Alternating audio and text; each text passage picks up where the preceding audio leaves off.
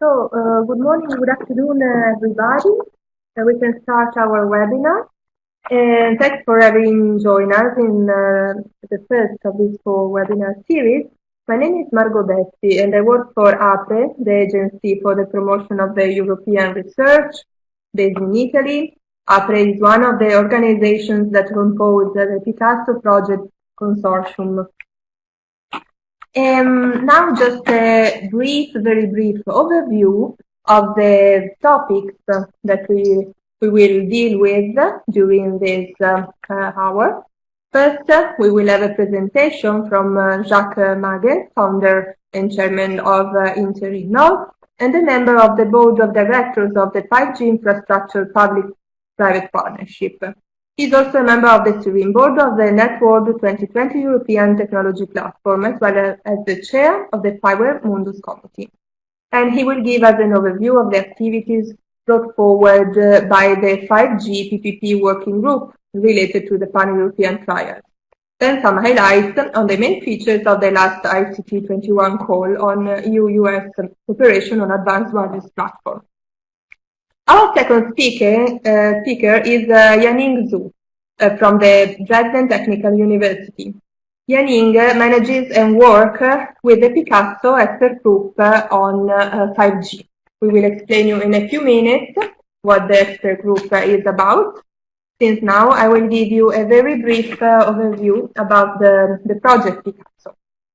PICASSO is a coordination and support action funded by the European Commission, in particular from the Directorate General DG Connect. It is now heading to its end because it lasts 30 months. It started in January 2016, and at the end of June 2018, it will end. It targets specifically the EU-US ICT research development and innovation communities and network, and in particular, from the one hand, the industrial sector, and on the other hand, the policymakers. The main aim of PICASSO is fostering the collaboration in the two sides of the Atlantic regarding those strategic ICT technology sector that help addressing the main current societal challenges as well as the industrial needs. In doing this, PICASSO also addresses the related policy framework, especially analyzing the harmonization between the EU and the US needs and issues. But how does PICASSO operate? It is organized into 4 different expert groups, comprising more than 25 experts from the EU and the US across all expert groups. 3 of these expert groups are dealing with technology, and in particular, 5G network, big data, and Internet of Things and cyber-physical systems. Then we have 1 cross-cutting horizontal expert group dealing with policy issues. In particular, along these years, the expert group on policy dealt with privacy and data protection, cybersecurity, standards, spectrum, and digital communities. PICASSO has issued a number and produced a number of practical and information tools, and they are all available on our website. Of particular interest is the opportunity report that describes the major results that were obtained by each PICASSO expert group. And it identifies technology themes and promising collaboration mechanisms for EU-US collaboration. On the policy side, instead, we point you to our 5 policy briefs. One is still draft and will be presented during the upcoming policy webinar. Moreover, the project offers tools and services such an application providing quick access to ICT activities in the EU and US, as well as these initiatives like the webinar, and also a dedicated help desk. Finally, I draw your attention on the fact that PICASSO is now organizing its second and final event, the second annual Transatlantic Symposium on ICT and Policy, that will be held on the 18th and 19th of June 2018 in Washington, D.C., in U.S. For the moment, save the date. More details on the agenda and how to register will be available on our website very soon. From my side, it's all. This slide shows you the upcoming webinars during this week and the next week. And I think that I can leave the floor to the first speaker. So, Jacques Magen, the floor is yours. Okay, thank you very much. So I will try and give you an overview of what is going on in terms of cooperation between Europe and the US in the 5G and related areas. So as was just said, I am giving this presentation on behalf of the 5G Infrastructure Association, of whom I am a board member. So I would like first to try and introduce a little bit the 5G Infrastructure Association and the 5G Public-Private Partnership. Then I will present to you what is the work we are doing in terms of 5G trials, because obviously this is where it is also important to collaborate and make sure that 5G can be deployed not only in one area of the world but everywhere.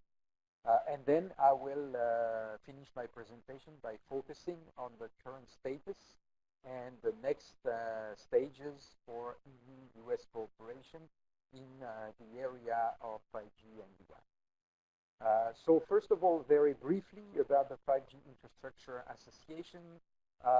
We consider ourselves as the voice of the European industry for the development, the deployment, and evolution of 5G. Today, there are a little bit more than 70 members in the association. That includes, of course, industry and SMEs, but also some universities and research institutes and associations. Currently, the chairman of the board is from Nokia, and the vice chair is from SES, which is a SATCOM company. And you can see there the other members of the board.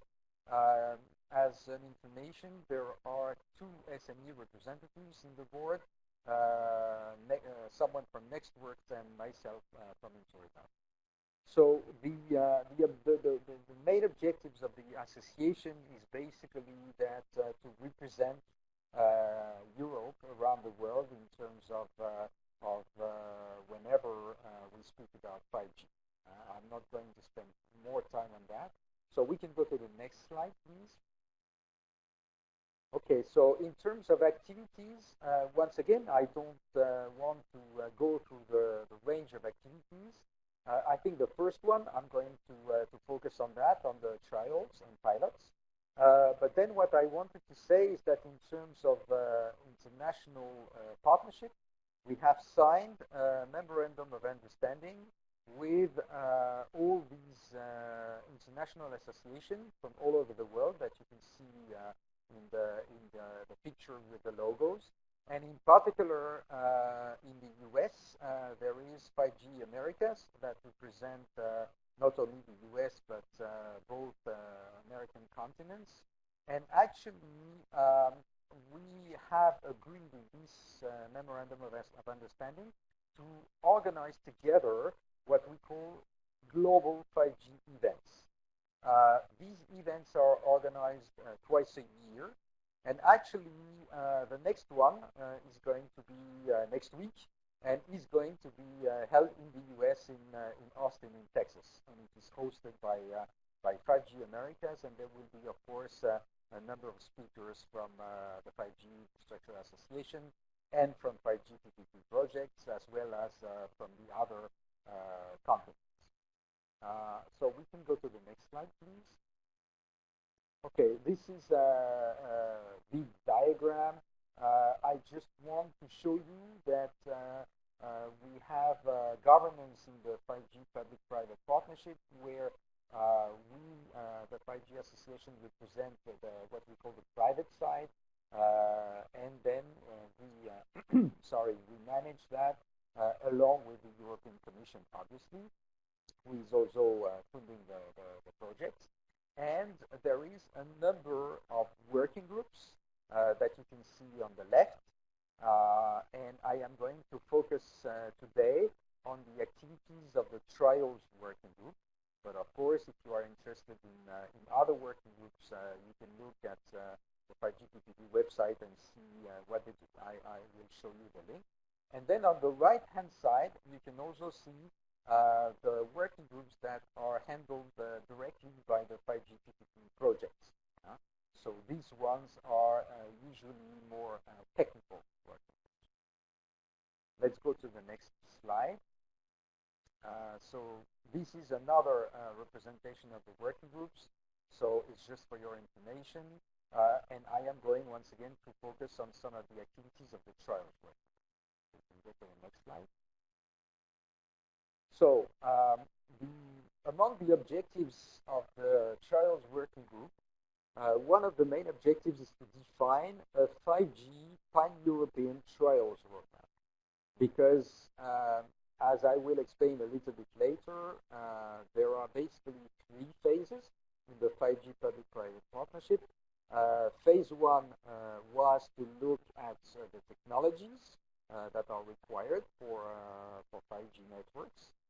The second phase was to invite actors from vertical sectors, from other industry sectors, such as automotive, transport in general, health, energy, and others, to join the projects and to make sure that 5G is going to also be developed in those sectors, and not only in the sectors that have been benefiting from the previous generation of deployment. So it is important to work on a roadmap, a European roadmap that can then be shown to other continents and other people elsewhere. So I can, in the next slide, you have the main diagram of this roadmap. You can see on the bottom the link to the web address to the 5GPPP website, where you can see the roadmap. So once again, I mean, my intent is not to spend too much time on that, but just to show you that indeed there is a roadmap, and there are a number of trials that are started and will start in the near future in Europe around 5G. Next slide, please. Okay, so this is another representation. As you can see, I mean, the trials are going on a little bit everywhere, all around Europe. There are some countries that have more trials than others, but basically 5G is being deployed everywhere. So you can have, again, the details in the documents. There is a new document that will be uploaded today or tomorrow. So it will be very, very recent information. Next slide, please. Okay, we also have, as I said, I mean, 5G is supposed to serve a number of different industry sectors. So in the 5G Association, we also have a strategy to interact with a number of vertical industry through associations that represent them.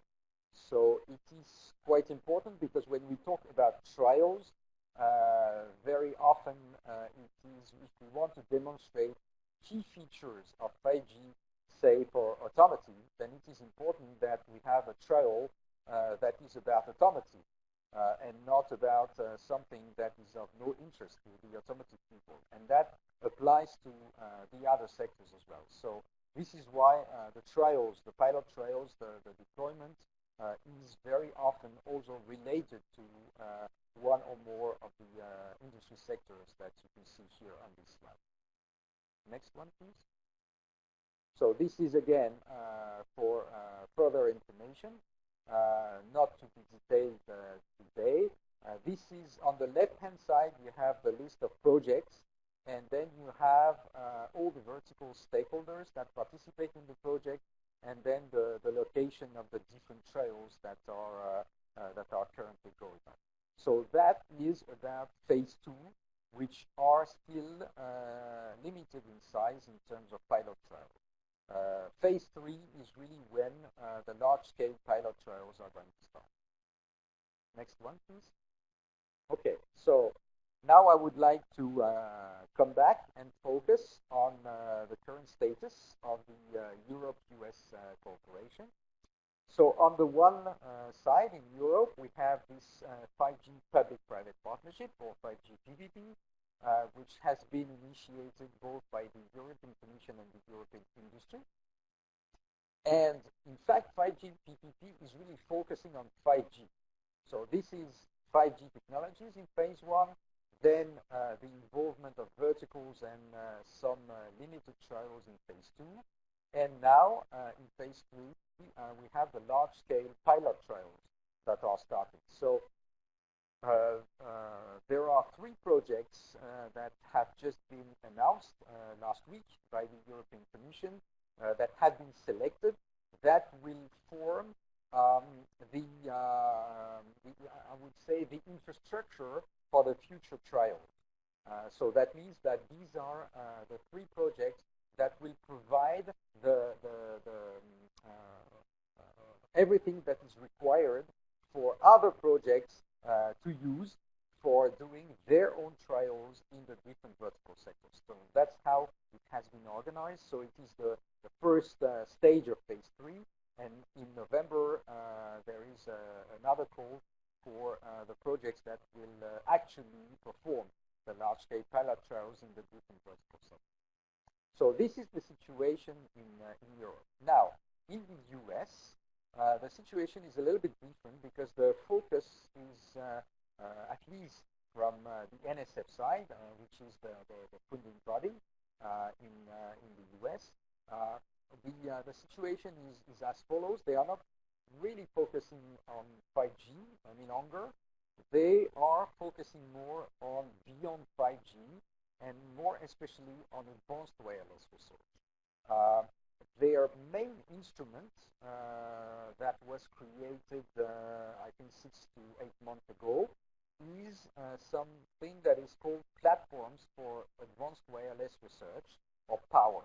And it is jointly supported by NSF and also by some industrial companies in the US. The first call for projects has already happened, and 2 projects have been awarded, I think 2-3 weeks ago, and a second call has just opened. So this is really focusing on advanced wireless research and advanced wireless research platforms.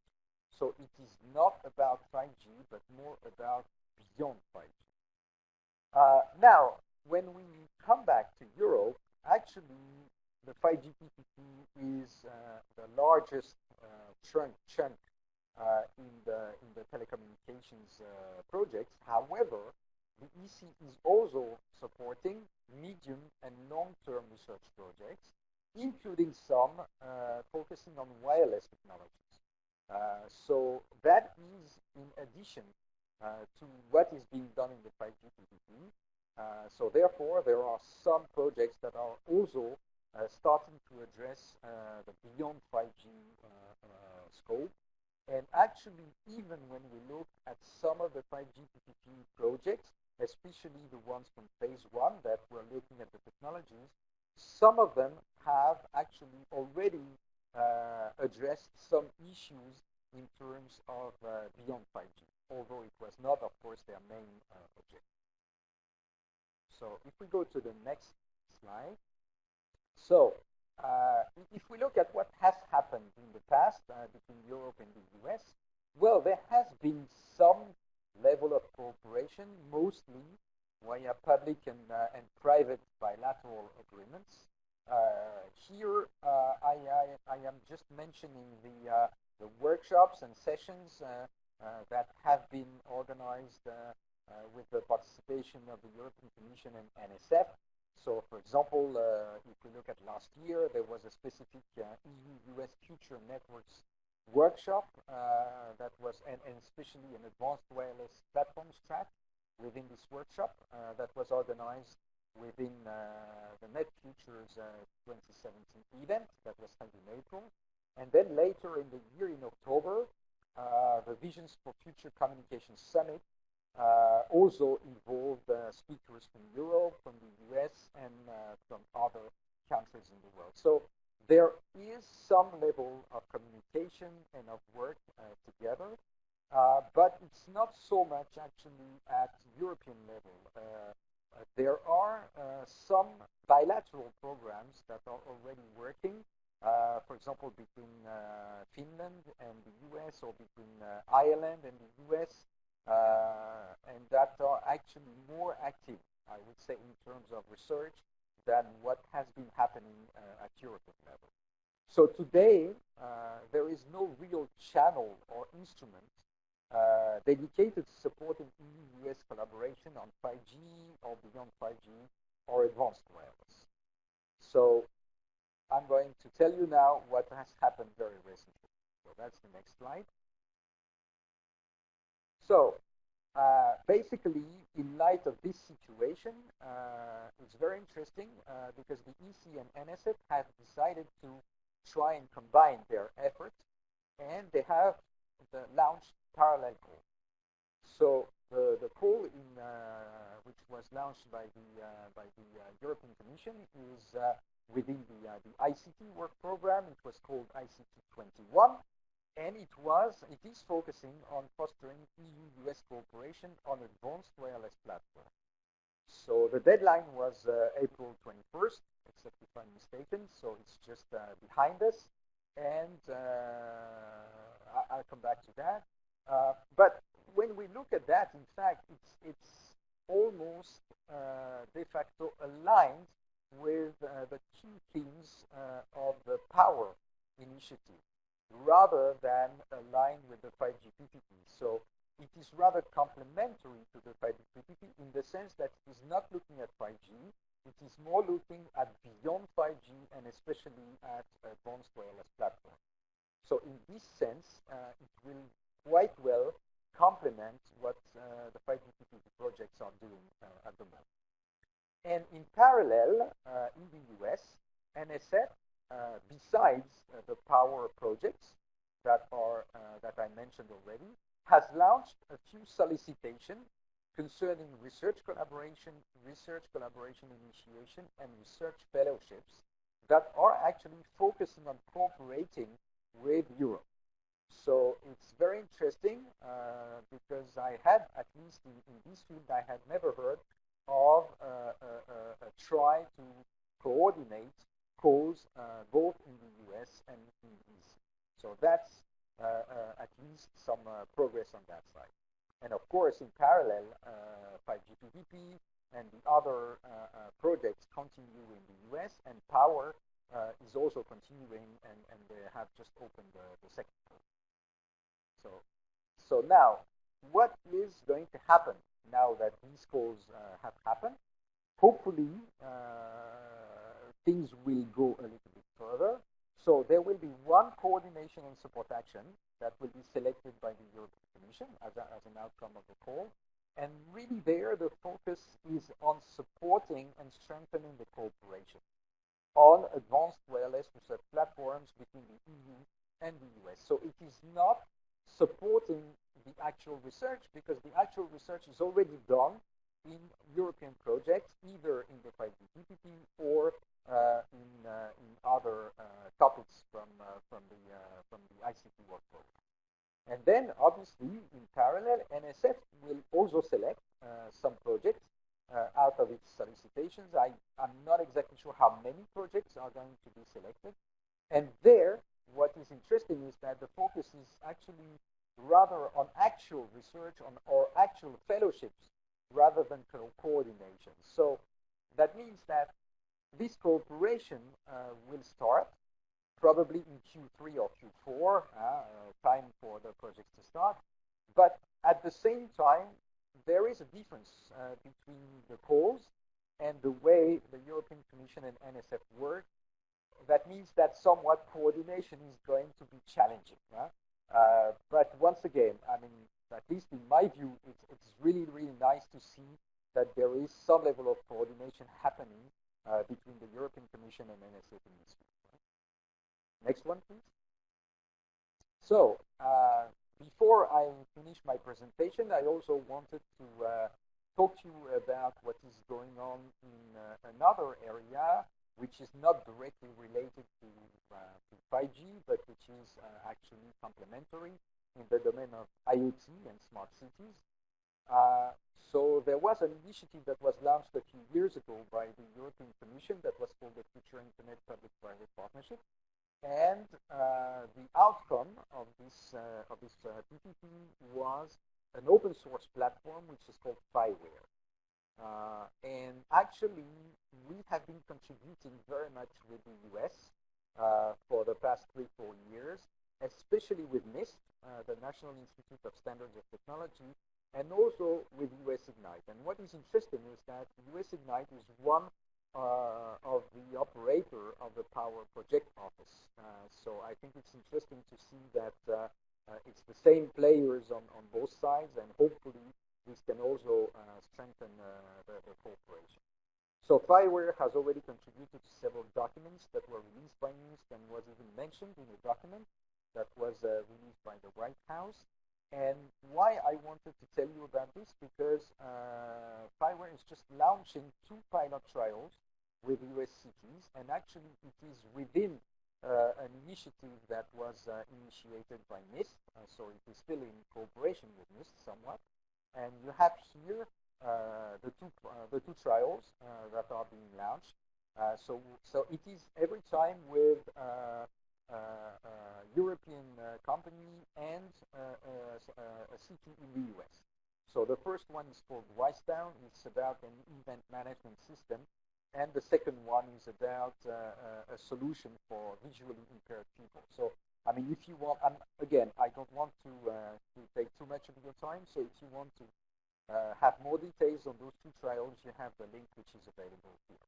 So I think it's very interesting to see that EU-US cooperation is really picking up, and I am really looking forward to get the result of the ICT 21 call and see the cooperation in the beyond 5G and advanced wireless area kick off. Thank you. Thank you, Mr. Mazen. It was really interesting to see and check all the cooperation opportunities between 5G between US and EU, and which are the opportunities that you envisage have 5G industrial association as well as in Fireware. Then I would like to pass the word, the microphone to Yaning Zhu, which is the manager of our PICASSO 5G. Hello, Yaning. I can hear. So, if you can you hear me well? Yes, thank you. Okay, great. And so, first of all, thanks, Jacques, for this very high-level presentation on the 5G activity and their view on the coming call on EU-US collaboration.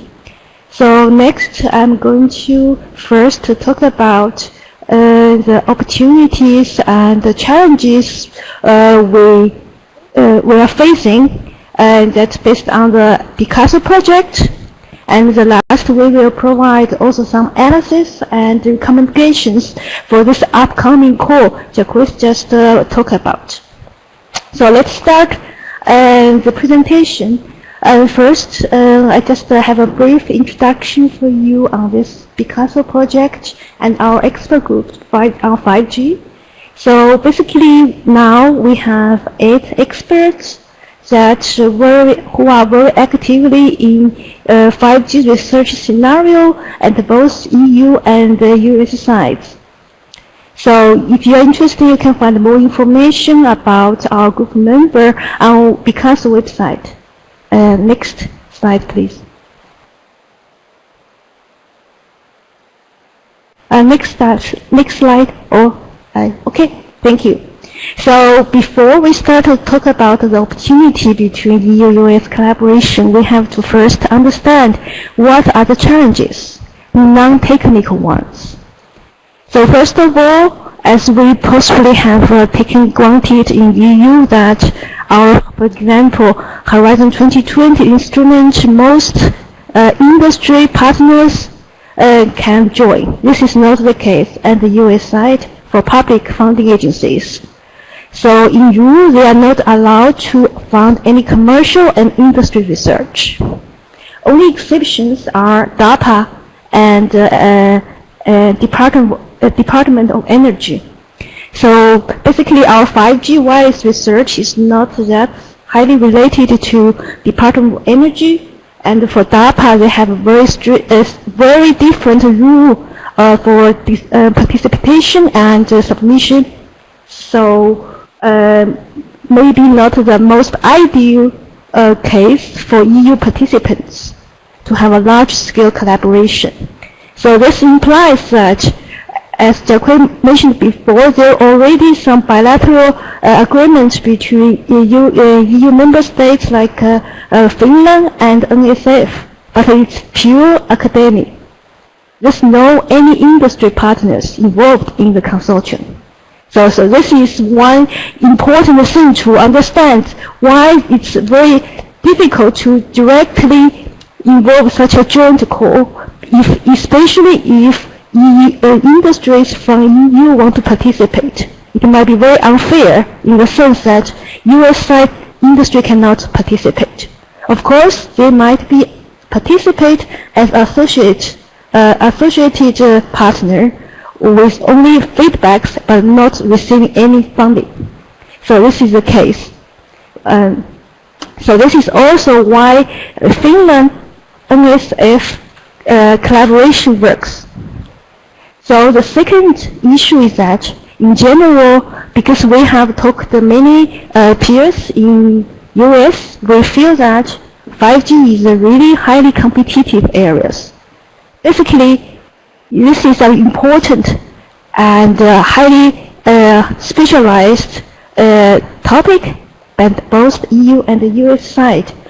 We kind of compete on research, standardization, products, and even spectral policies. So it has to be very tricky to find which are areas that we are not necessarily competing. We will come later. The third aspect is that actually 5G is highly related to economics and politics, because when we talk about collaboration between EU and the US, it has to be blessed at the political level. So this can be an issue that, because, for example, according to the GSM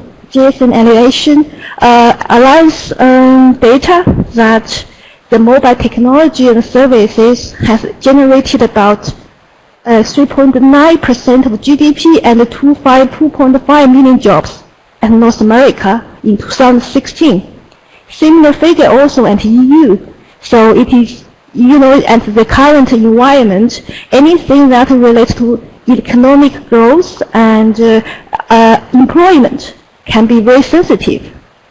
So this is something we need to also consider, that from a big picture point of view, that we have to get around such a problem. So can you move to the next slide, please? Thank you. So based on those understanding that, so then what can we do? Of course, there's a strong, we also see, in addition to lots of challenges, we also see very strong interest on both EU and the US side to collaborate, especially in academic circles. So the general strategy is that, okay, we are not talking about those things that have a near, or let's say that will be realized in 3 years, 2 years. We are talking about the technology that has long-term impact. And ideally, that technology has very niche market. So basically, it will cost a lot to do research, but it is very important for a social point of view. So in the sense that EU and the US are able to combine their research resource, then they can do something together. So that will generate social impact and address social challenges that are facing by both societies. So we have, in this thoughts, we have suggested 7 technology themes for research collaboration. So I will go through one by one next. Next slide, please. So first is connecting last billion. I think this is a very important topic now from technology point of view or political point of view, because this is have so much social implication and impact. In EU, we have in Nordic country and possibly some other undeveloped areas that require such attention. This is also the case in US, for example, for Middle West. It is a big problem there. We have a talk with, for example, previous CTO of HCC. He also agrees that this is in Middle West. It's very challenging. He has to, for example, in order to access internet, he has to use modem, which is very old technology. And then also a thought is that after if EU and the US can work on this together, we possibly can also explore the global market. So in order to do this, maybe there's lots of technical topics as we listed here. Also from policy point of view, how to do the digital dividend that to support such action. It will be also interesting for the collaboration. So can we go to next slide? So the next one is millimeter wave technology and the carrier frequency beyond 100 gigahertz. In some people will put the terahertz communication, because this will be a key enabler for the hyper-connected society when we think about backhaul especially. And if we think about it, it's also like quite, let's say, long-term, as already Jacques in his previous presentation mentioned. This is a long-term goal, and technologically this is very challenging. Especially the higher frequency you go, you will gradually facing this famous terahertz gap that is imposed by physical law. So that in that sense, that at the EU and the US side, we both have very good experts, and if we are able to collaborate, work together on this topic, maybe it's cost efficient in a sense. So this can be also interesting topics. Again, we list some topics here that you can check later from our slides. So can we next slide first? Another one is this narrowband IoT. So the spirit here is about a fragmental IoT device. The thing is that, so for some application, they really need some certain volume, maybe millions of IoT device. But considering the price, everything, this is not make sense from economics of scale point of view. So if EU and the US can work together, so basically double the amount it is needed, then possibly we can reduce the cost, or the cost of the device, and then increase the efficiency as such. So the next slide, please. Another is, so this one is a bit similar to the terahertz communication, but here we consider the general case for that when we push frequency above 60 gigahertz, and if we want to have ultra-wideband RFIC, that is the basic for to have ultra-wideband communication. So that's the case. That's the thing. You can really get the wide bandwidth. This is very easy. Such a technology is not available at the moment, actually, especially considering mass production. And so this is the same previously. We consider this is very important for the future, and is technologically challenging. So EU and the US maybe can combine our resource and work on this topic. So next slide. So next one, V2X for regional niche markets. Because for any vehicle-related products, it will be highly regulated. Most likely, EU and US will have different regulations. It does make sense that for US manufacturer to develop things that fit for EU, or it doesn't make sense for US or let's say EU manufacturer to develop something separately than US people.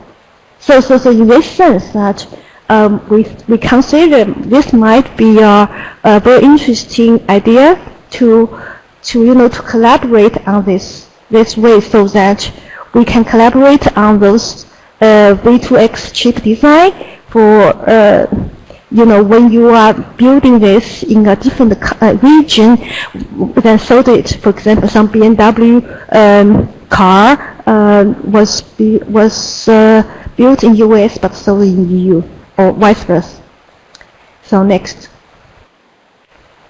So the next one is satellite communication.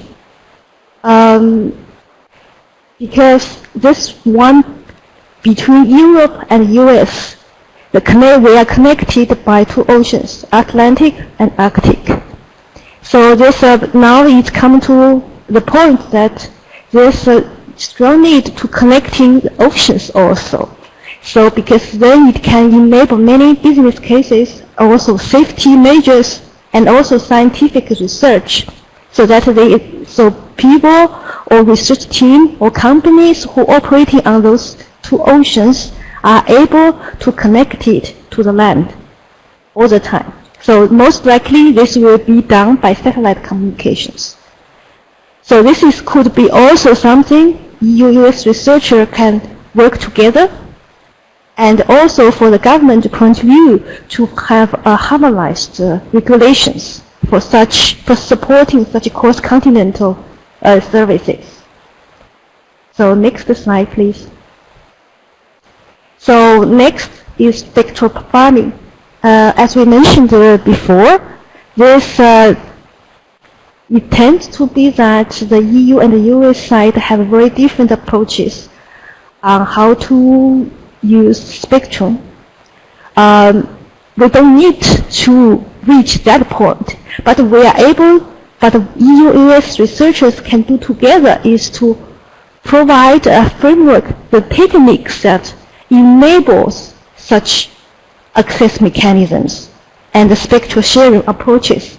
Then it is the policymakers, their decision what do they want to use, right? And we also feel this. We got some feedback that this also from a policymaker point of view, they also want to. They are interested to collaborate with US, EU together. That's about how to link this kind of a spectral farming framework with spectral policies, especially considering to deploy 5G efficiently for different use cases, business cases, different verticals. So this is what we have now. This is the last point we recommended for the 5G collaboration between EU and US. So now, after understanding what are the possible research topics, now next is we are, as Jacques already mentioned, there's a common call between Commission and NSF. Also, we agree with him that this is very challenging thing. That first of all, as he mentioned before, that there's a different scopes. And EU, it's a coordination and support action and research, and in the US, it's research action. Another thing is there's a different participation structures. In EU, we love to have a consortium, right, composing of different partners. And the US side, it will be different individual institutes. And they will, and the EU and the US side will be selected separate. So basically, even US, and we know some EU consortium or US institute try to reach each other and trying to align with each other. But in the end, we don't decide who will be chosen at each side. Right? So EU side, we don't say who will be chosen US side. US side don't know either. So this is a very good chance. We have to be prepared. This will come very mismatched consortium and the EU and US side, who are interested, are going to do very different things in their proposal. The third thing is there's a very unclear twinning mechanisms. As Jacques also mentioned, and the EU side is clear. We want to do twinning testbeds with US partners, especially on power. But based on, we are reading the US call and access many US institutes who are interested to participate in the call. They don't understand this at all. So they really consider this is a research action proposing their research topics. They don't understand there's a test-based twinning element that is invasion by EU. They don't know at all, and they don't mention even about power. This will be very troublesome in the end.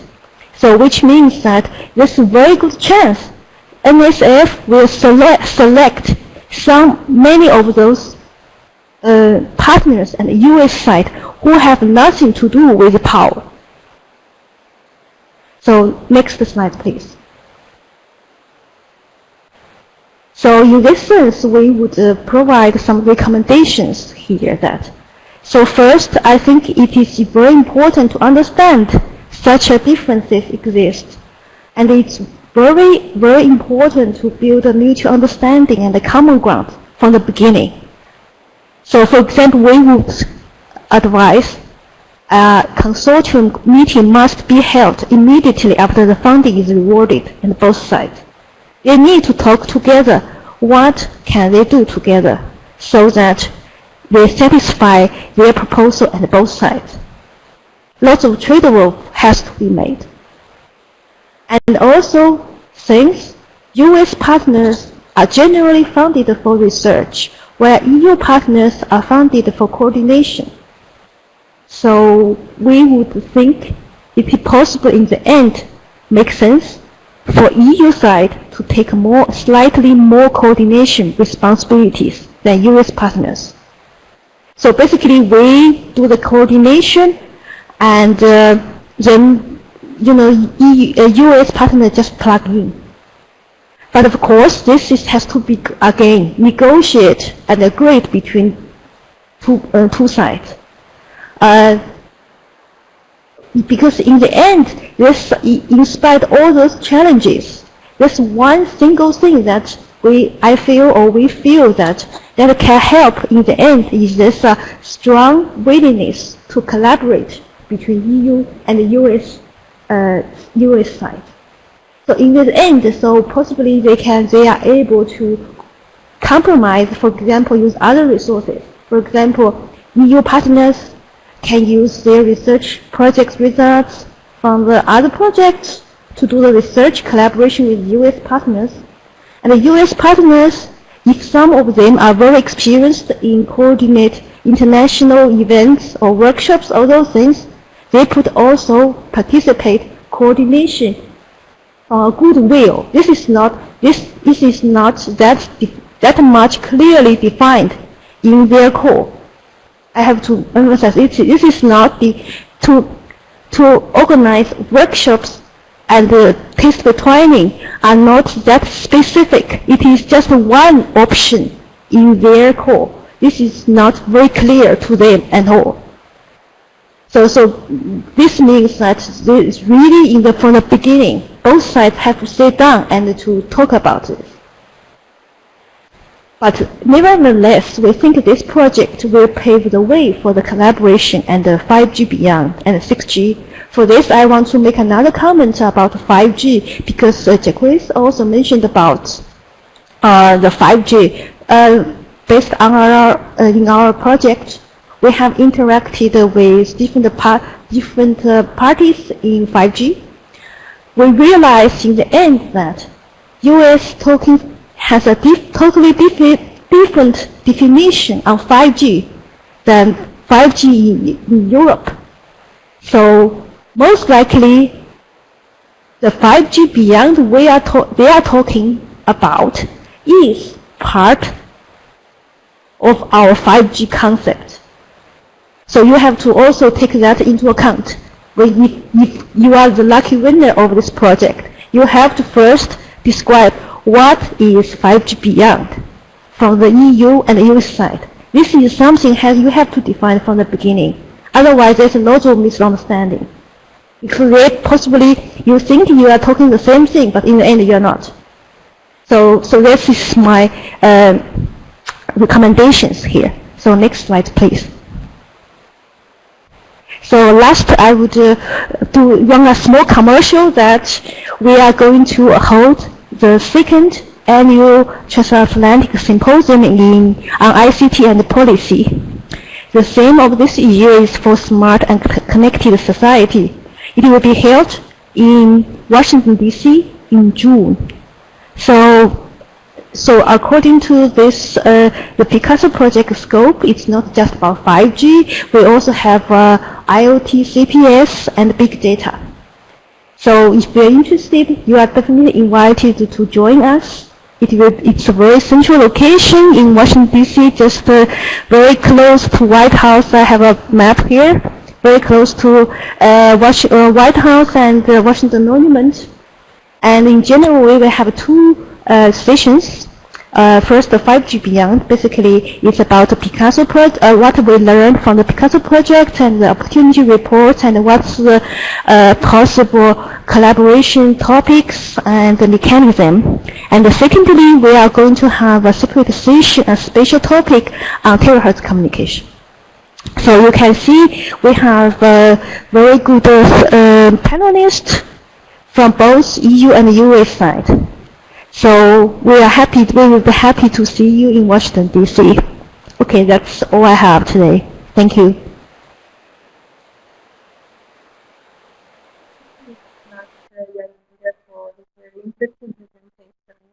Now we have room for questions, to collect questions via chat if you want to pose any question to the speakers. But I will start now, Yaning, perhaps to ask you whether you have any question or remarks also on what Jacques Maiden has said before. Perhaps if you also want to interact between you, if any. Otherwise, we are ready to process and collect any question that may come from the attendants to the webinar. I don't have any question about, yeah. Nothing from Jacques or from the attendants?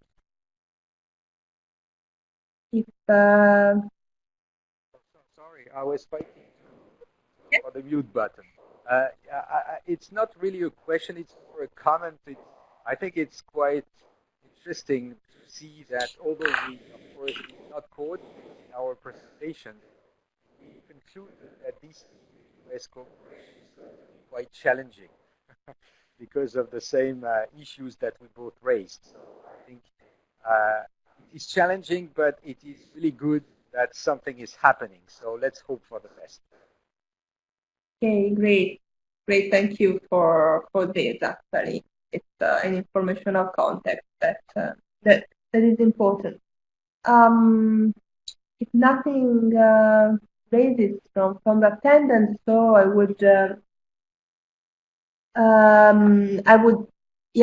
wrap up and reminding you that PICASSO offers a number of information. This slide shows you Crossroads, our application that aims at facilitating a bit the search of information for opportunities on the two sides of the Atlantic. And I also recall to visit our website, where you will find information on the upcoming symposium in June. And I thank you, our speakers, for having been with us, having been available to share with us this very interesting outlook for the future in this sector. So very much thank you, Jacques and Yaning. And perhaps there is somebody writing now. Adanela, okay, it's just thanking. Okay, so I declare close the webinar. Thank you very much. We are available for any comment or answer via email.